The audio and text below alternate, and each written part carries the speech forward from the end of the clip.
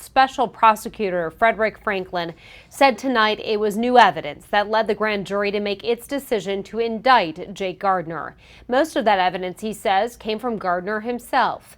3 News Now reporter Rudolph Snyder has more on the charges, what they mean, and what happens next.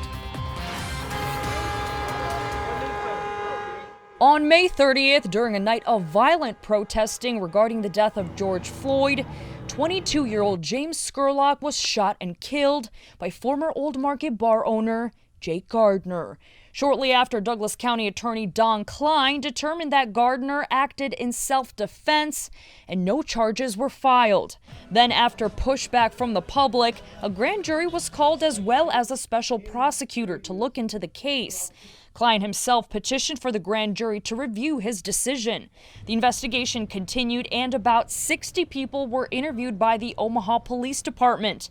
The jury had the chance to look at new evidence and deliberated last week. The grand jury, at the point in time that they made their decision, it's almost a slam dunk that they had much more information available to them than what was had at the time that the initial decision was made. Special Prosecutor Frederick Franklin said most of the new evidence came from Gardner himself through his phone and Facebook messages. There was evidence that was gathered and presented to the grand jury about activity that Jake Gardner was engaged in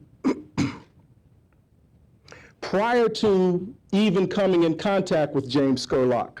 The grand jury of 16 people indicted Gardner on 4 charges: manslaughter, the use of a firearm in the commission of a felony, attempted first-degree assault, and terroristic threats, which Franklin said stem from the verbal exchange between Gardner and Scurlock that night. Franklin also said the jury spent more time deliberating than what he expected, and that the decision was only confirmed Tuesday. He also added the charges do not mean Gardner is guilty. There will not be a preliminary hearing, but the case will go to trial. Reporting in Omaha, Rudolph Snyder, 3 News Now. Franklin said at this point, Jake Gardner can either turn himself in or an arrest warrant will be issued.